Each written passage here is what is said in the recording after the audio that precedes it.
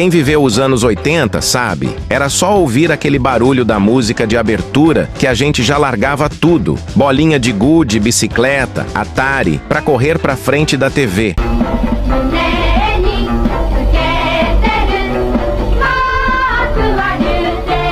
E não era qualquer programa não, era o Ultraman, meu chapa. Um verdadeiro colosso japonês do tamanho de um prédio, metendo a porrada em monstros gigantes com aquele golpe cruzado no peito e aquela piscadinha azul que quando ficava vermelha dava até taquicardia de tanta emoção.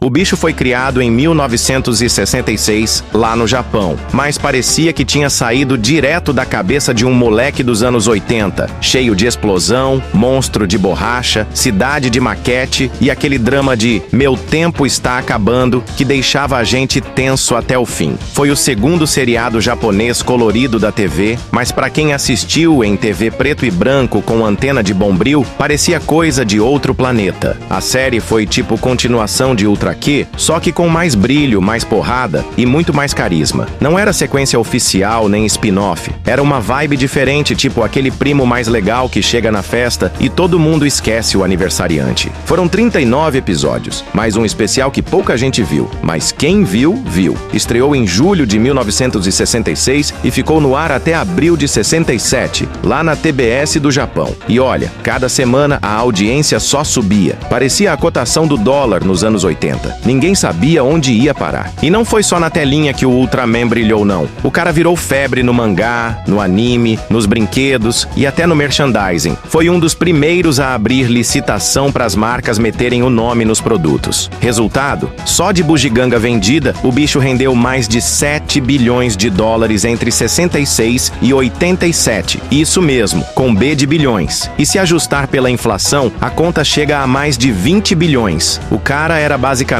o Pelé dos heróis de borracha. Sem falar que na década de 80, enquanto a gente se empanturrava de Zé Colmeia, Bozo, TV Criança e Bala Soft, Ultraman ainda era um dos personagens licenciados mais vendidos do planeta, só perdendo para uns 2 gatos pingados aí. A imagem dele tava em tudo: lancheira, camiseta, caderno de caligrafia e até no pirulito do mercadinho da esquina. E como toda lenda que se preze, ele voltou. Voltou em 2011 com um mangá novo, virou anime em 2019 e em 2022 ganhou um reboot boladíssimo chamado Shin Ultraman, dirigido pelo mestre Shinji Higuchi, o mesmo que mexeu com Evangelion e outras pancadarias filosóficas. Ou seja, meu parceiro, se você achava que era só um carinha brilhando no céu e dando cambalhota em monstro de borracha, pode parar por aí. Ultraman foi, é e sempre será um titã da cultura pop. E se você viveu os anos 80, sabe muito bem. Era tosco, era exagerado, era cafona e a gente amava cada segundo.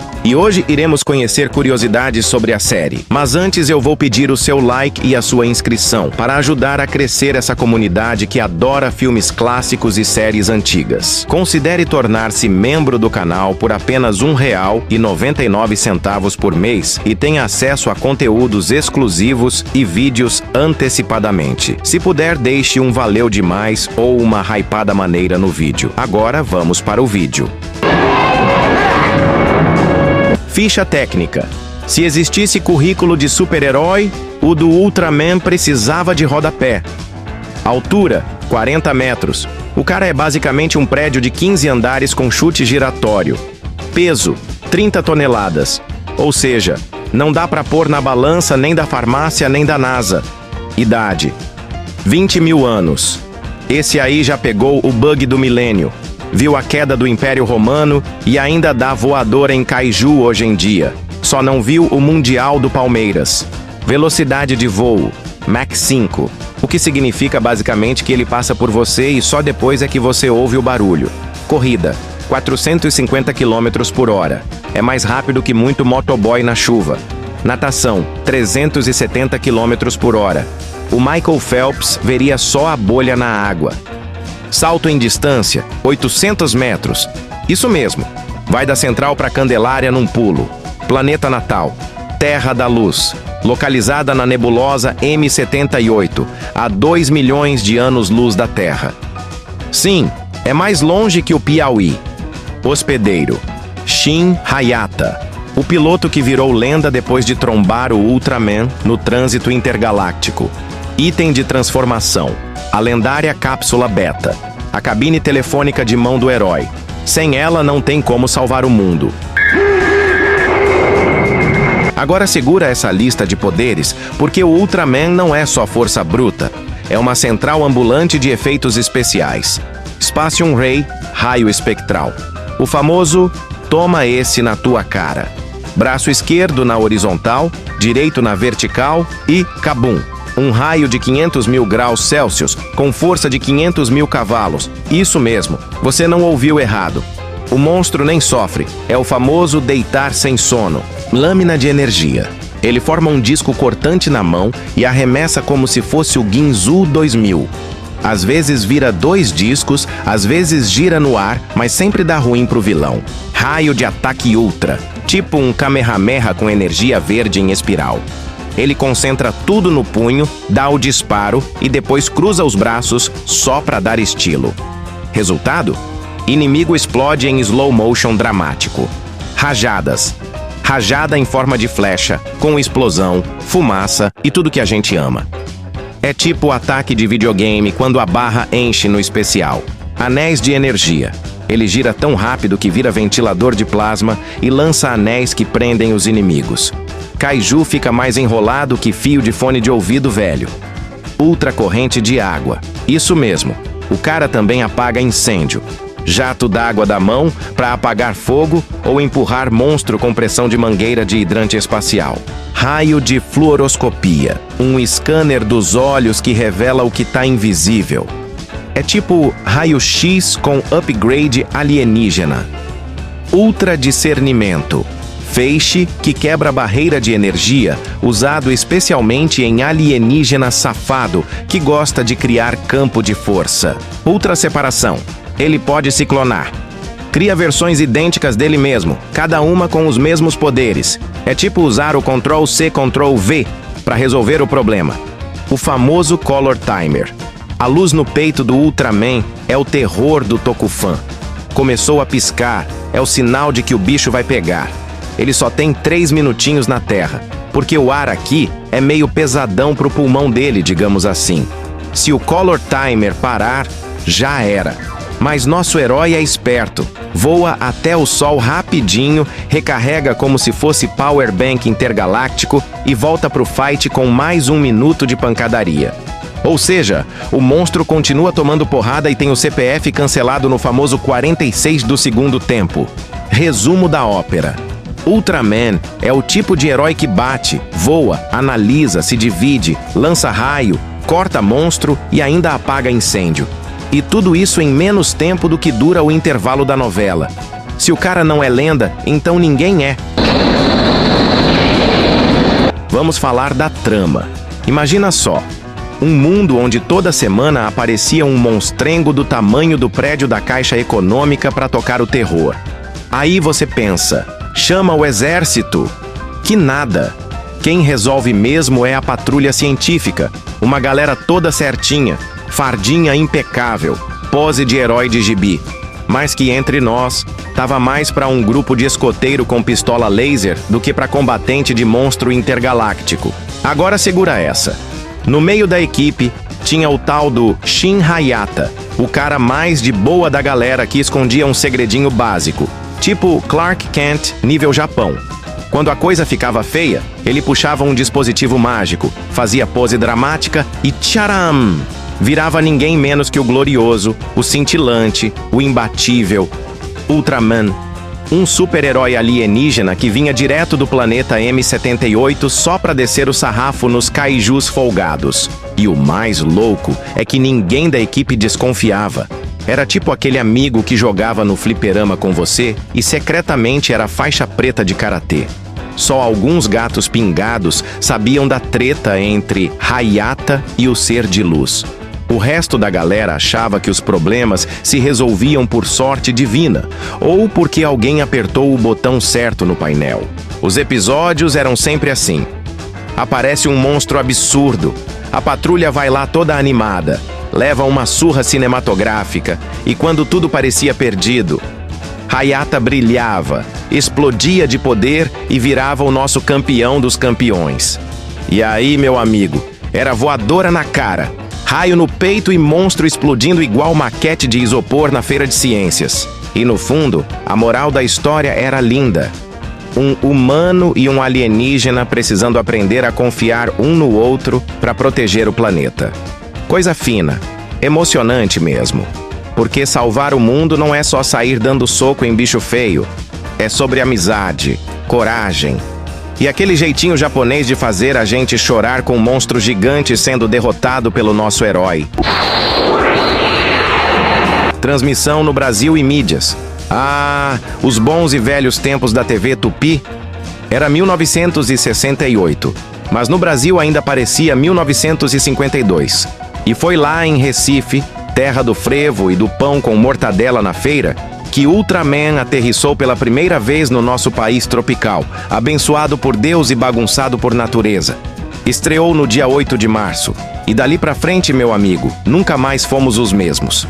Durante os anos 70 e 80, o cara virou figurinha carimbada na TV, aparecendo em tudo quanto é canal, Tupi, Record, TVS, que hoje é o glorioso SBT, TV Corcovado, Band, Manchete, CNT, Rede Brasil, só faltou aparecer no comercial da Dolly.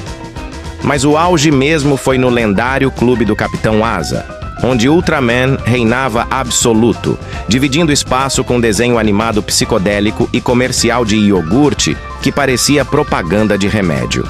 E aí veio 1971, e com ele o regresso de Ultraman, trazendo um novo guerreiro galáctico, o tal do Ultraman Jack, que cá entre nós era praticamente igual ao primeiro, só trocava o nome e a carinha de "tô com sono".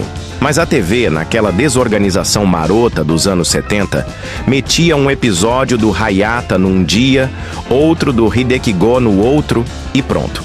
A cabeça da criançada virou um miojo sem tempero, todo mundo achando que era o mesmo Ultraman. E a gente?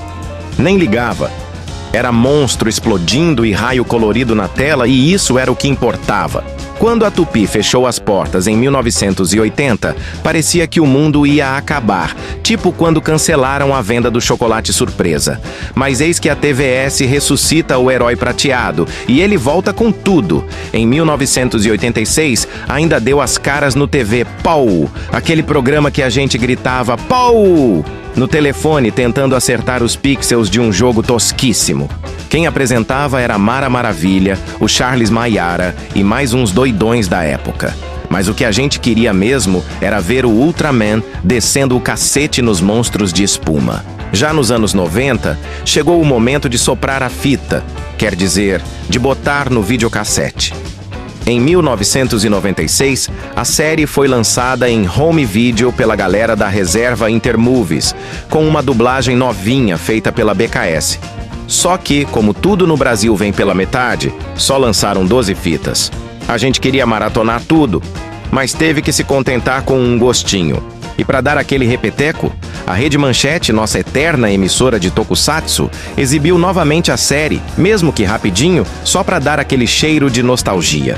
Em 2001, foi a vez da CNT, e em 2014, o povo de Porto Alegre ganhou a bênção com a Ubra TV, junto com a Rede Brasil, que estava ali firme e forte, tentando segurar a peteca dos clássicos.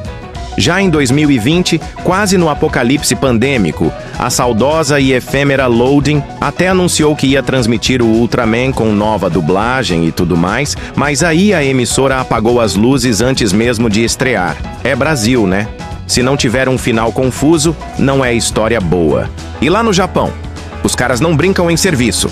Em 2013, a Tsuburaya fez bonito e anunciou o Ultraman Ginga, junto com a remasterização em HD do Ultraman original. Em julho daquele ano, a Bandai lançou o Ultraman HD Remaster 2.0 em Blu-ray. Foi uma edição bonitona, de colecionador mesmo, lançada em 3 caixas, cada uma com 13 episódios, como se fosse coleção de revista na banca. Mas não parou por aí. Em 2020, eles meteram a mão pesada na tecnologia e lançaram a versão Ultraman HD Remaster 3.0, usando uma tal de Exa Quality Advanced Service. um nome chique para dizer que limparam a imagem com carinho, sem tirar a granulação que dava aquele charme de filme passado no projetor do colégio. Já no Brasil, o povo continuava firme tentando levar Ultraman para as prateleiras. Em 1995, a Sato Company distribuiu fitas com a dublagem da BKS, mas só 12 VHS foram lançados. Em 2011, a Masterpiece HD anunciou que ia lançar Ultraman, Ultra Seven, o regresso de Ultraman e até o Spectreman. Mas aí veio uma treta judicial internacional entre a UM Corporation e a Tsuburaya, e a coisa azedou. Resultado? Só saíram 3 volumes em DVD do Ultraman, o resto virou lenda urbana. A salvação veio só em 2015, quando a World Classics lançou um box com 5 discos em DVD. Finalmente, um presente para os fãs raiz, que sobreviveram à TV com chiado, fita embolada e reprise confusa. Produção e criação. Você acha que a ideia de herói gigante surgiu do nada? Tipo, puf! Apareceu um caboclo prateado dando voadora em kaiju? Que nada, meu camarada! Tudo começou com o sucesso absurdo de Ultra Q, aquela série em preto e branco com monstros que pareciam bonecão de posto em crise existencial. A galera da Tokyo Broadcasting System, a TBS, pirou e falou: bora fazer mais um desses, só que colorido, chamativo, daquele jeito que gruda nos olhos igual chiclete ping-pong no tênis. Aí entrou em cena o mestre Eiji Tsuburaya, o verdadeiro pai dos monstros gigantes e responsável por muito marmanjo de hoje chorar vendo boneco de borracha. Junto com o roteirista Tetsuo Kinjo, eles reaproveitaram um monte de ideia que tinha sido jogada no lixo na época do Ultra Ki. Inclusive um tal de Wu, que parecia nome de Pokémon, mas era um projeto engavetado. Tava tudo ali, só esperando um empurrãozinho de coragem e verba, que no caso era meio improvisada, mas a criatividade compensava com juros e correção monetária. O primeiro nome do herói era Bemular. Sim, soa tipo nome de remédio para labirintite, mas na época parecia ideia boa. O Bemular original era um serzão com cara de lagartixa misturado com águia mística, e o herói humano que se fundia com ele era um cara chamado Sakomizu. Um quarentão com cara de quem jogava dominó e dava bronca em estagiário. A produção começou a perceber que o design estava sinistro demais, mais assustador que heróico, e resolveu humanizar o treco. E aí começa a novela de nomes. Redman, depois Ultraman, depois o Bemular virou vilão no primeiro episódio. É tipo o cara que foi cotado para ser o Batman e acabou virando o vilão do Pinguim. O visual do herói também mudou tudo. Teve inspiração grega, egípcia, japonesa, até do Musashi, o samurai brabo dos livros escolares. O prata representava aço de foguete. O vermelho era tipo cor de Marte. E aquele temporizador no peito, que piscava igual sinal de trânsito de madrugada, foi ideia de última hora, porque os caras acharam que o herói estava poderoso demais. Resultado: virou marca registrada. Quando piscava, a gente já sabia. Tava na hora do pau comer. A parada foi tão puxada que a equipe de produção precisou se dividir em 3 grupos.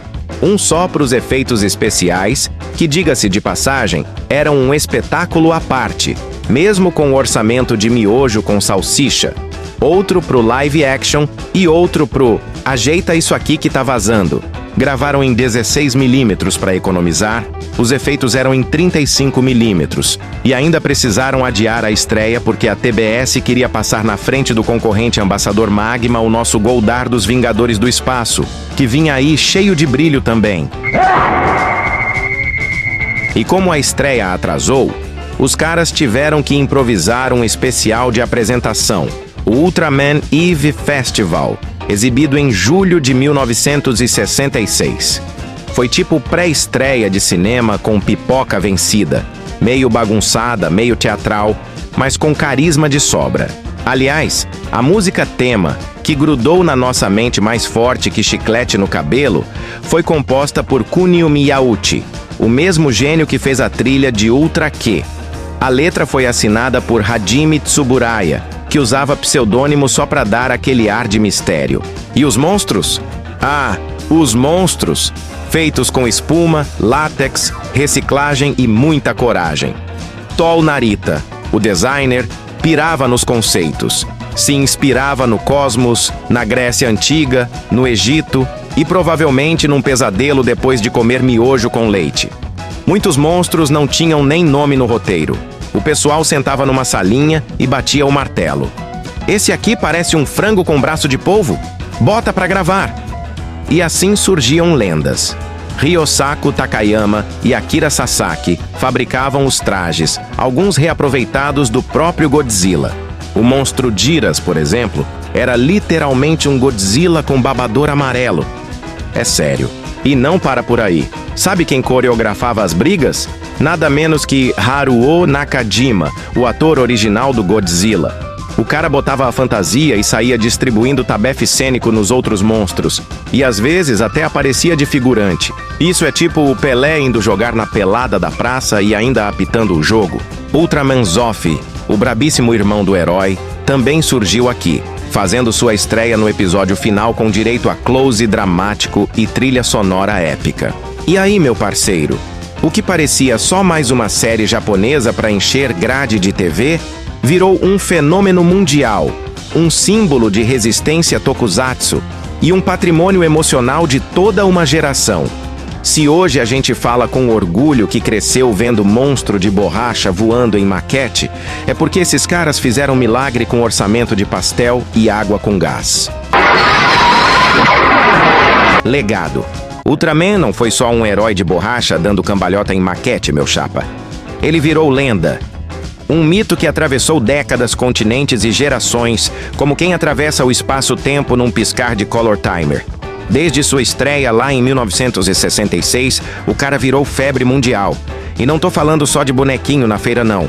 Virou símbolo cultural, referência visual, trilha sonora da infância de milhões. Virou paródia, homenagem, piada interna e até lição de moral, sendo reverenciado por quem você menos espera. Tá em Ben 10, Os Simpsons, South Park, Jogador número 1, Homem-Formiga e sabe-se lá mais onde. Se tivesse um churrasco entre heróis da ficção, pode ter certeza que o Ultraman estaria na cabeceira da mesa com uma latinha de guaraná e um pedaço de carne mal passada no prato. Foi reconhecido pelo Guinness Book como a série de TV com o maior número de spin-offs da história. Isso mesmo. O cara é tipo o Roberto Carlos do Tokusatsu. Todo ano tem especial, todo ano tem versão nova. Criou um império de heróis, com filho, neto, irmão, primo, versão alternativa, versão chibi, versão dark. É Ultraman pra tudo quanto é gosto. E olha que louco, até os gringos piram no cara. Chris Kirkpatrick do NSYNC, fanzão. Will Smith, cresceu vendo. E o mestre Guillermo del Toro, diretor de O Labirinto do Fauno e Pacific Rim, não só se amarrou no Ultraman, como disse que foi influência direta pro visual dos robôs gigantes do filme dele. O cara até escolheu o Pigmon como personagem favorito. Sim, aquele bicho esquisitão que parecia um frango atropelado com miçanga no rosto. E no Japão? Bom, lá o Ultraman é praticamente patrimônio cultural, tipo hashi e arroz com furikake. O jornalista Mark Schilling, do The Japan Times, cravou: um rito de passagem para os meninos japoneses e também para umas meninas estilosas, algo tão nacional quanto comer de palitinho. E tem como discordar? Ultraman é. Foi e sempre será aquele herói que a gente assistia sentado no chão frio da sala, de pijama furado, tomando Nescau com biscoito Maria e achando que podia salvar o mundo com um bracelete de plástico. Era tosco? Era. Tinha monstro com olho torto e prédio de isopor? Tinha. Mas era justamente aí que morava a mágica. Era isso que a gente gostava. E é por isso que nunca mais esquecemos. Porque Ultraman não era só uma série, era um sentimento. Um raio de luz no meio da infância. Um sinal de que, mesmo nos dias mais cinzas, podia aparecer um guerreiro intergaláctico disposto a lutar pela paz, com coragem no peito e luz piscando na alma. Agora me diga nos comentários o que você achava da série e quantos anos você tinha quando assistiu. Me conte também qual seu episódio favorito e se existe alguma lembrança relacionada a essa série. Compartilhe com seus amigos nostálgicos e salve esse vídeo para você lembrar da série sempre que puder. Te vejo no próximo vídeo.